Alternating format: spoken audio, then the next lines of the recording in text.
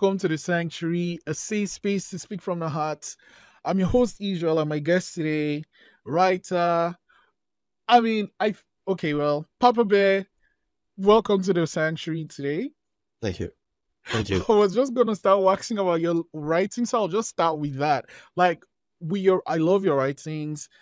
That the images of course are great, but like it's the writing that really pulled me in. So do you have a writing background, and how do you decide what you write and what you share? Yeah, I do. So my mother is a published author and poet. So writing has always been in my blood. I've done a lot of it, and I've always wanted to do more.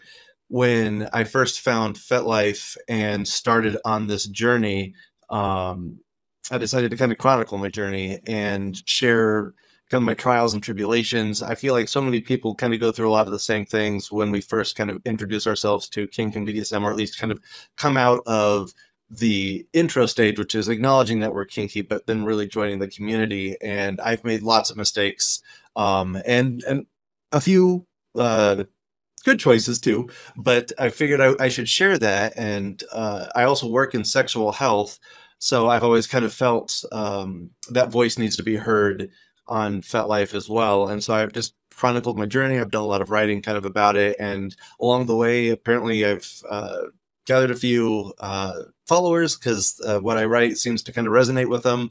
And I'm good with that. Originally I would just have everybody friend me on FetLife because I like being able to kind of see what they're doing too. But then FetLife reduced how many friends you can have. And so I maxed out and couldn't actually have people I know in person or in real life friend me. So I had to have everybody switched over to a follower. So I don't really like that term follower so much as kind of people that I engage with. But so yeah, that's kind of where it's come from. As far as how I choose what I'm going to write with or write about, it really just kind of depends on what's going on in my life or what's going on around us. Oftentimes I'll get inspiration because somebody will send me a private message and either ask me a question about sexual health, or they will send me, I've had death threats because of my political views. And that's what kind of spurs what's going to come next when I'm writing. So I'll just kind of share what comes to mind. Wow. I mean, we'll get up to the political one later because I think your latest writing actually talks about conservatives in kink, which we'll table for that Yeah. later. So let's talk about your kink journey. How did that discovery happen for you, and how did you get there, find the community to where you are now? Yeah. Well, I always like to tell people I'm older than Google.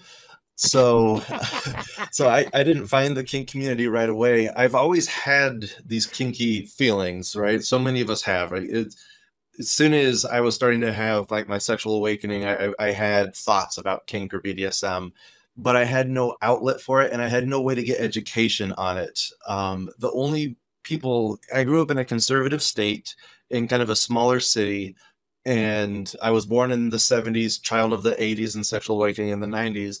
So I had to kind of figure it out as I went, but the only community that was really doing kink and BDSM back then was the gay leather scene in the city I was in. And that's not how I identified, at least at the time. I wasn't identifying with leather and I didn't identify as gay.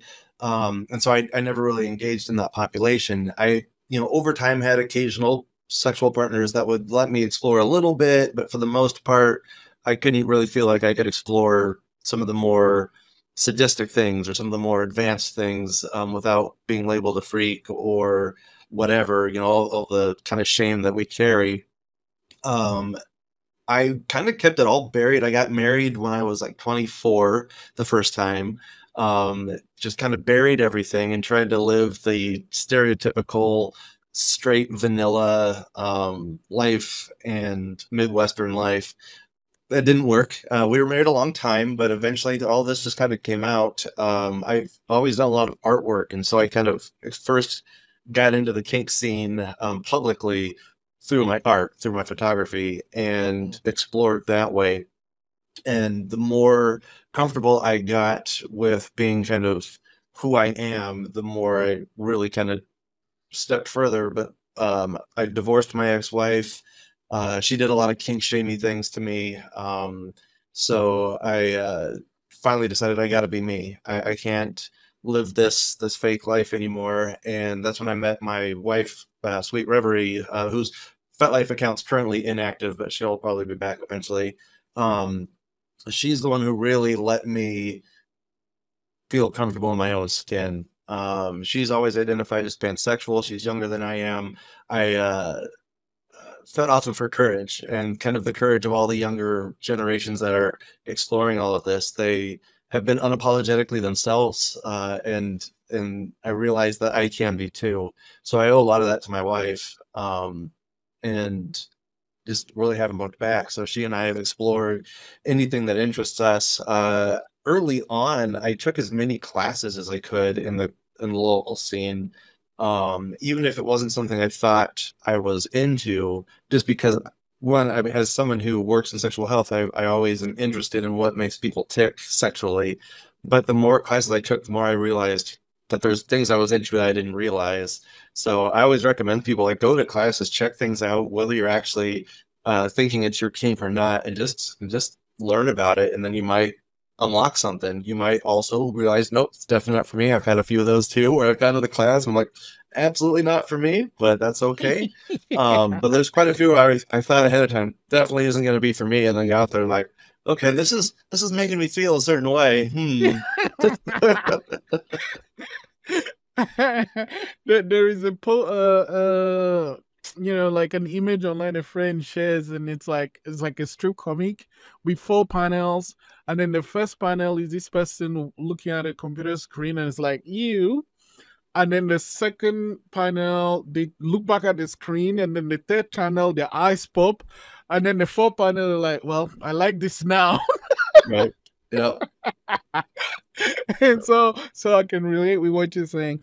Um, let's talk about kink shaming, especially someone that has experienced it from a loved one Yeah. firsthand. Why do you think people that do that from your experience, and why do you think it's never going away? Like, I mean, as mainstream as kink is now, there's still that element of it. Why do you Yeah. think that is? That's a great question. And I mean, I've got some ideas, but I think if we had the complete answer, we would be really rich because we could probably write a book on it. But I feel societal norms really keep a lot of us in a box, right? I mean, I identified it as straight until late into my 30s until I finally realized I'm actually pansexual. Growing up, I didn't have a term for that, right? Like pansexual wasn't a thing when you were growing up in the 70s and 80s in the middle of the Midwest. And so we try to fit within the boxes we have, and a lot of us are afraid of bullies, or just afraid of standing out. Um, with a lot of the violence against like trans and LGBTQ folks, kink kind of falls into there. And because I mean, honestly, if you look back at it, we owe our current kink community as it is to the gay leather scene, to the gay men and the lesbian women who were trailblazing this, and the trans folks back in the day who were trailblazing all of this. And so there's a lot of crossover, and we know that society has like this desire for everyone to kind of conform, and oftentimes you're punished if you don't, whether that means being fired from a job, whether that means losing a loved one. And so I think so many people carry that they're not willing to fully explore who they really are. And so their initial response is to goat you or to say no way. And when it comes to sex, like we're so hung up in sex in our culture. And so it just, I think, compounds the whole issue. So like with loved ones, we're afraid sometimes to even kind of talk about it because we're afraid of that response. And whether or not they would even consider it, that's going to be oftentimes their initial response. So it's kind of how it's going to come up. Luckily, I think a lot has changed. I think people are more willing to have these conversations now. We can see it. So like people can go see 50 Shades of Grey and then have that conversation in the car ride home. Granted, 50 Shades of Grey is a terrible example of like consensual kink and BDSM, but it did open a lot of doors for people who were interested in this to have those conversations or to go home and experiment a little. But even with that, I think what's mainstream acceptable now, a little bit of hair pulling, the breath play, which makes me nervous because a lot of people doing breath play that aren't learning how to do it without hurting each other, Yeah.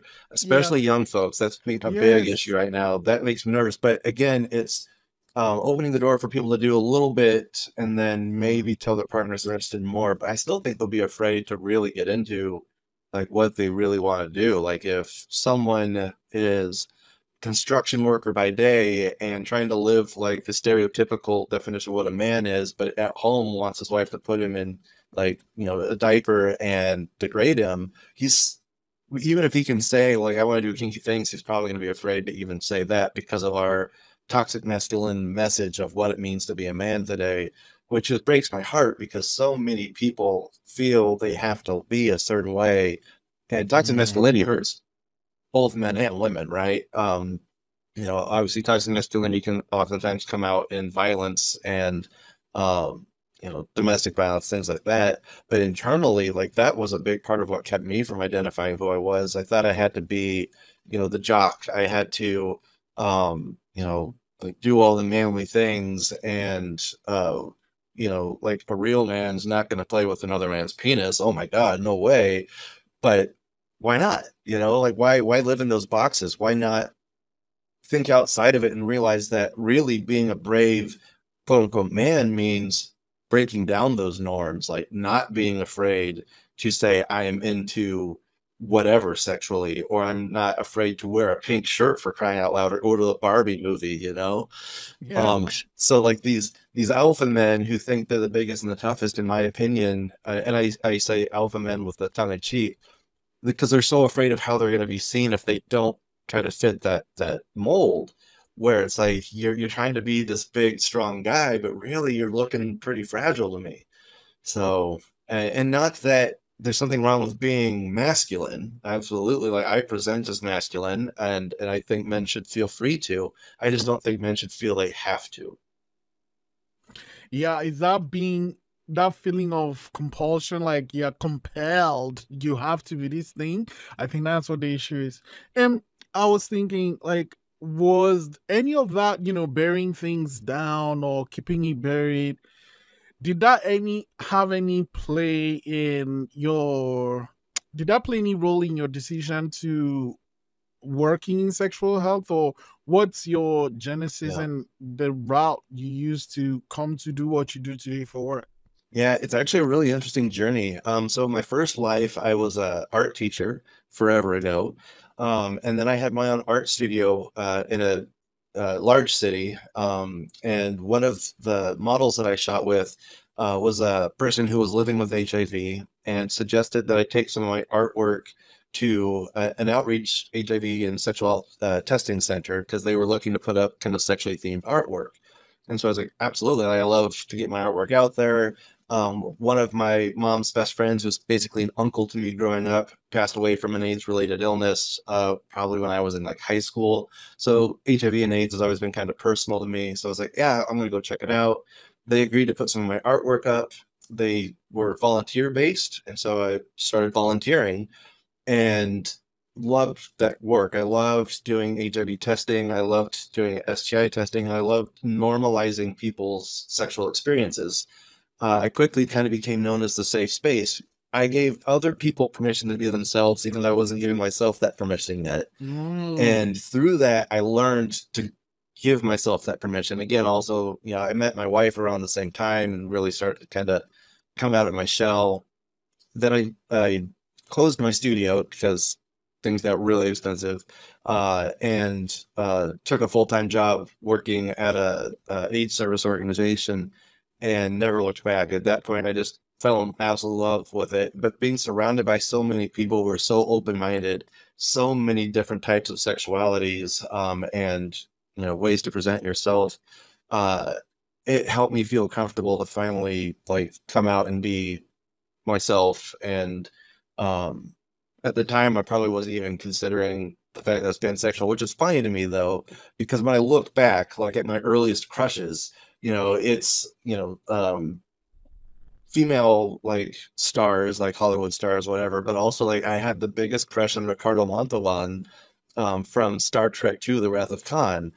And like there's just something about that open chest outfit he was wearing that just did something to me as a kid. And when I look back at like other crushes I had, I realized, oh my God, like it's always been there. I just hid it from myself and Mhm. others because of all that fear. So, but yeah, Yeah. that was the path and how I got into this, and absolutely working in this work helped me be more of who I am, but it helped me help others too.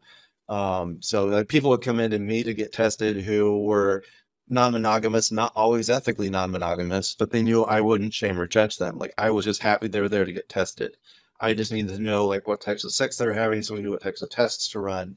Then it got to the point where people knew I was kinky, so they'd be asking me kinky questions, like, can I get an STI from figging? And and so we'd have the conversation. I'd be like, okay, well, let's take a look at figging. And for those who are listening at home who don't know what figging is, where you Right. take a piece of ginger root and you whittle it to a butt plug shape, insert it into your partner's rectum and spank them for good measure to get them to clench down and really get that burn. I love figging people, by the way, but no, there's no risk of STIs, right? Like unless you're sharing the ginger root with other people, there's no inherent STI inside a piece of ginger. But they would ask those questions like they felt comfortable to do that. And I loved it. And sometimes you'd get questions that like I'd never even heard of. Um, so we'd look it up together and then we'd just talk it through because ultimately STIs or HIV, there's only so many ways they're going to be transmitted. So it really doesn't matter what someone's doing. We just got to figure out what's the transmission route and is it possible and just have those conversations. But the fact that they felt comfortable just always made me feel good. So You know, I mean, it's beautiful that you said that, you made space for other people, but you were making space for yourself. right. However, through doing that, you gradually did that for yourself. And Yeah. sometimes in life, you kind of see that happening with other people's like they accept everyone, but just accepting of themselves as they can be. I'm just like going to use that to segue into what's happening, I guess, in the political front. Like, we're talking about sexual health now, but more like decisions happening with especially women's bodies Yeah. and, things like Roe v. Wade and stuff like that. Like, what are some of the roots? Is it like still like that shame or kind of like the societal norms? Because I think it's more about a person's health versus, oh wait, you have to have that child if you get pregnant type of thing. Yeah. Well, I find it interesting that a lot of the people who are making these decisions and laws for women's bodies haven't had a sexual health class since the fifth grade. And so like what makes them feel qualified to have these? Well, they have all these ideas, but they haven't learned anything in probably 30, 40 years. And what we learned in the fifth grade when they separate the boys from the girls um, isn't necessarily the best science. Like it doesn't necessarily hold up. And it's pretty basic, which is fine, right? For fifth graders, you can keep it pretty basic. But the more we learn, you know, like what a zygote is, like what an embryo is, like what's happening at the stage when an abortion would happen. And then they throw out things like, well, what about like um partial birth abortion and like that's killing the baby. And like, now if you actually looked into it and realized that this child isn't going to survive, like either the brain didn't develop or there's something catastrophically went wrong. And so it's probably like the hardest decision this woman or person who's pregnant has ever had to deal with.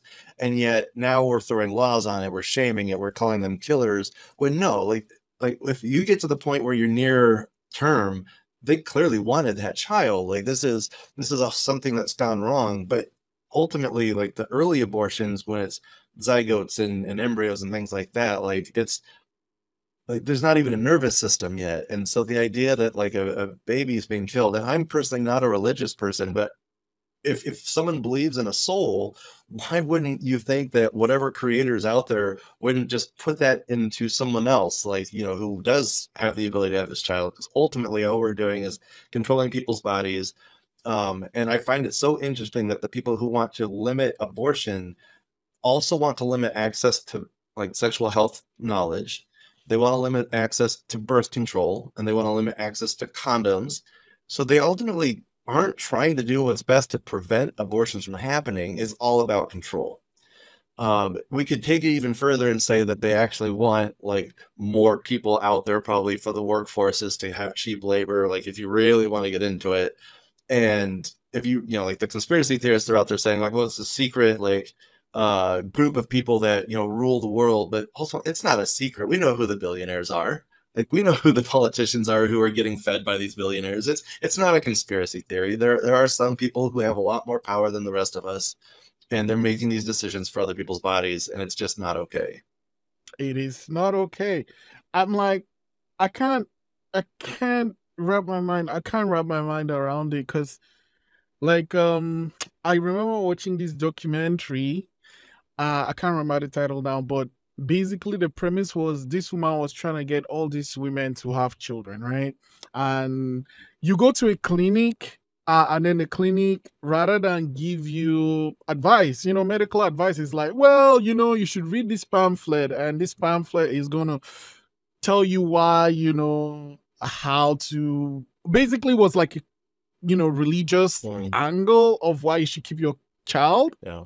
But yeah, anyway, so they follow this person along on this documentary. Down the road, this person has so many children because no condoms, no protection, nothing. They can't do any abortion. But now they can't even work, right? And then like this person's life is so difficult. Right.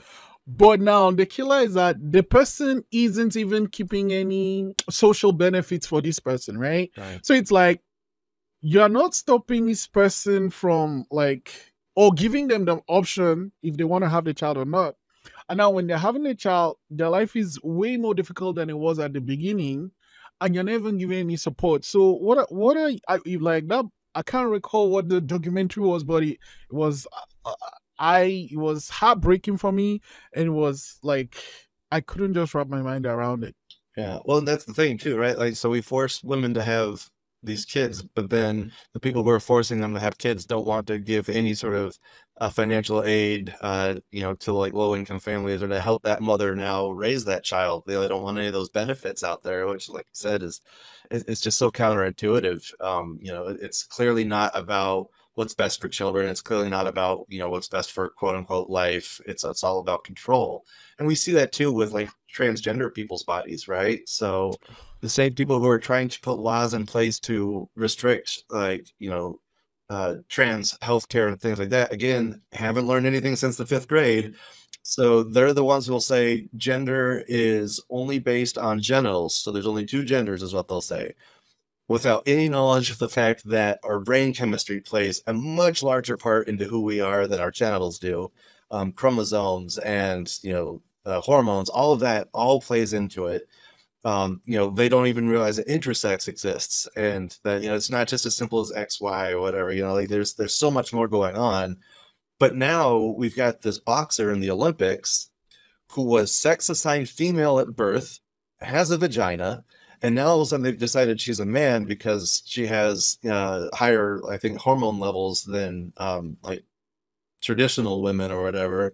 So the same people who said that gender is only determined by genitals are now all of a sudden saying that it is this, but it's, I mean, it really is all about kind of controlling people's bodies, Yeah. fear and shame, when we should just let people be people, right? So if because we have learned in science that a person's brain chemistry, if you are a trans woman, for example, your brain more closely resembles that of a cisgender woman than it does of a cisgender man. So people who are trans, their brains are more like who they feel they are versus what their genitals say they are. That's huge, but no, like the conservatives want to completely ignore that. And I also don't think we necessarily have to have science. If someone feels a way, let them feel a way. Like, let's trust people about their own selves and bodies. Now, of course, they're going to throw the whole, like, well, you're grooming children and all that. And it's not happening. Like, you know, that sort of gender affirming care for children is not surgery, right? Like, it's generally going to be something to suppress puberty blockers, which can be reversed if needed. But I don't know about you, but I knew I was like a man early on, and if a child feels a way, I'm gonna trust that child. Like I feel like we have a way of knowing, and I don't think it's a stat for anybody, and it's definitely not grooming. Yeah, I So know. yeah, it's just upsetting. So No, totally, totally. I share that sentiment. And the thing for me is this, it's not affecting these people's lives in any way. You know, Right. homophobes, transphobes, like if a person is a certain way, it isn't affecting this person's life in any way at all. So I Right. don't know why they are making it as a business and they are weaponizing it for like political reasons. Actually, let's talk about this writing that really pulled me in. And the title, I'm going to mess it up now, but it was something like, even if like they don't even have to vote for Trump to be bad for the community. And I was like, holy shit, that's something you don't think about because it's like, why are you here? Right. Yeah, I think it was something like, if you're conservative, why are you here? Speaking of the Yeah. here was Fat Life or just the kink community in general. And absolutely, I know it's harsh. I got a lot of private messages sent to me that were very angry, saying like, I'm conservative and I belong here. And sure, you have a right, to join whatever site you want to join. But what I'm trying to point out is if you're conservative, you are actively trying to hurt our community while trying to be part of the community. So I don't feel personally you should belong if the choices you're making are harming the community that you're trying to be a part of. And Mm, what conservatives will argue, the one that always attracts me the most is like, well, I'm a fiscal conservative. Well, frankly, that hasn't been a thing in my lifetime, right? So like, um, fiscal conservatives want to defund social programs that actually help people, but are more than happy to let other programs that cost tons and tons of money. And we always end up in huge deficits when we have conservative administrations, like the data shows. And generally, when we have more liberal administrations, the pendulum kind of swings the other way. We'll have less deficit, not always, but most of the time.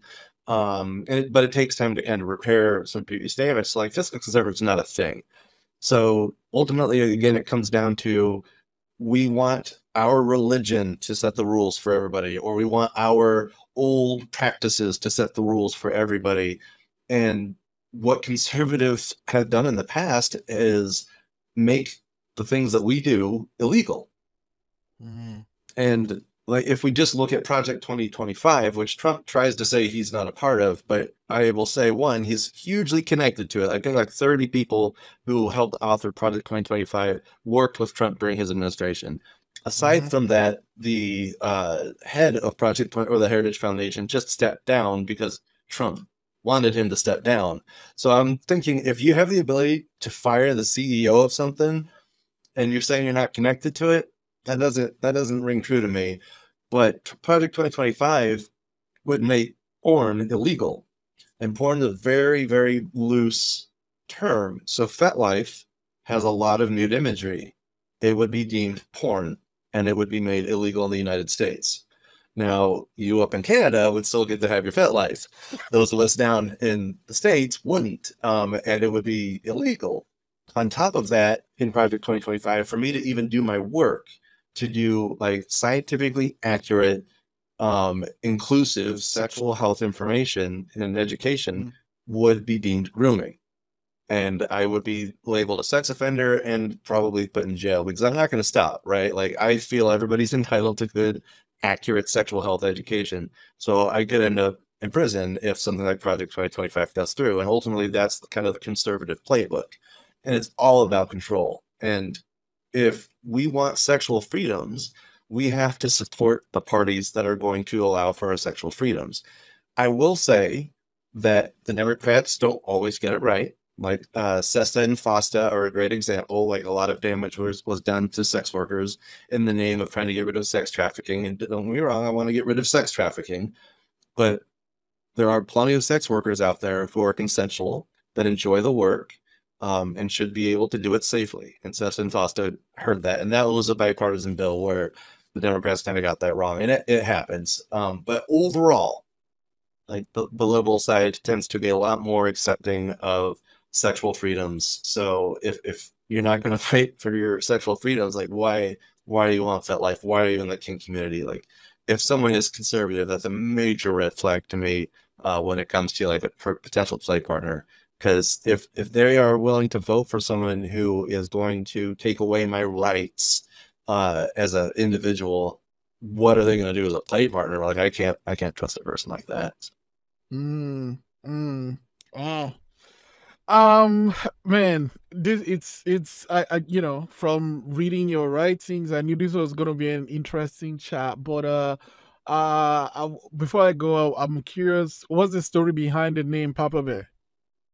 Oh, so my wife and I kind of identify as Papa Bear and like the Little Red Riding Hood. But in our take on the fairy tale, Little Red Riding Hood gets punished for all the things that she did. Oh, not Little Red Riding Hood, pardon me. Oh shoot, I'm messing up my fairy tales here. Um, Oh, right. With the three little bears. yeah, the Three Little Bears. It's not Little Red Riding Hood. Yeah, I Wow. can't recall a name either. Yeah. But anyway, so like we take twisted versions of fairy tales and we play them out. So the Papa Bear started, but I also in the community and even just in my friend circles, I've always been kind of the uh like caretaker of others. Uh I'm a daddy dom, right? And so even in past relationships that weren't necessarily before I was in the kink community, when I look back, I've always been a daddy dom. I've always been the caretaker. So I'm the one that kind of looks out for friends. But I definitely look out for like the youth that are kind of coming up. I figure when I finally came out that I had an obligation to be out and loud for those who don't feel safe to be yet. And that actually happened. I came out the day after the Pulse shooting. Um, Mm. yeah, so I was at work, and was reading the news, then saw the Pulse shooting had happened, and I was thinking about all of these people who have been bravely living their lives, like knowing that just holding their partner's hand could end up with them being beaten up, killed, and they were still brave enough to live their lives. And here this person went and shot so many of them and killed so many. And I was so angry about that. And then angry at myself for not having that same courage to be out and proud. So I posted on social media like how angry I was about the shooting. And then I posted that like I am not straight. I didn't have the word pansexual yet. I hadn't really quite like crossed that bridge yet, but I knew I wasn't straight. And I posted that on social media for the world to see, for friends, for family, for everyone, and realized like, wow, okay, that I just did that. Like, all right, I guess I'm out. And decided from that day forward, like I will never give into the shame again. I will never be silenced or be afraid to be who I am, and hopes that I can help for those who can't safely be out yet. So it was a very conscious decision. I'm Wow. lucky. I work in a field where I'm able to be who I am. Actually, it's a bonus for the work I do because I can speak from lived experience and I can Right. relate to people a little bit better because of it. But yeah, it was definitely a huge step for me. So um, yeah, so that's kind of who the Papa Bear is. I'm just someone who I like to look out for others, and I know the conservative folks who get really mad that I call them out feel like I'm a hypocrite because like I'm telling them they don't belong. But what I'm really ultimately trying to say is, you belong. Please stop supporting the people who hurt us. Mm, mm. Yeah, no, thanks for sharing that. And for me, just when you're talking about how you make this safe space for people, it's like, well, the name fits, right? Because Right. you want to go to this person because they're not going to talk down on you. They're not going to make you feel bad for that thing you like. They will have a little bit of experience, or at least they'll know where to point you to. So I was like, the name just fits. Right. Thanks for this Goldie, conversation. I'm Goldilocks. gonna what? Goldilocks. Ah, Goldilocks. Yes, Goldilocks. Yes. Um, I want to let you go with this question. So, someone is watching or listening to this episode, and they're like, okay, maybe they are there where they want to share who they are, or they are willing to find out about kink. You mentioned classes and stuff. Like, what advice would you have to share? Yeah, so I say definitely join FetLife, or if there's other sites out there that are similar. I haven't looked to see what else is out there, but definitely join, see what's going on in your local community. people are often afraid to first explore in real life, right? To go to an event, to go to a dungeon, to go to a class. I was nervous about it. But one, dungeons are not nearly as cool or scary as people think they are, but they are awesome and they're generally very welcoming. So, like, people have in their head like what the space is going to look like, and it's not at all. I'm telling you right now, it's not at all, folks who are listening. It's not what you're picturing. But start with something simple. Start with a lunch. Go to a class where there's going to be other people around. There's no expectation of play, and just meet people, ask questions. I always recommend make a few friends that will never be your play partners first.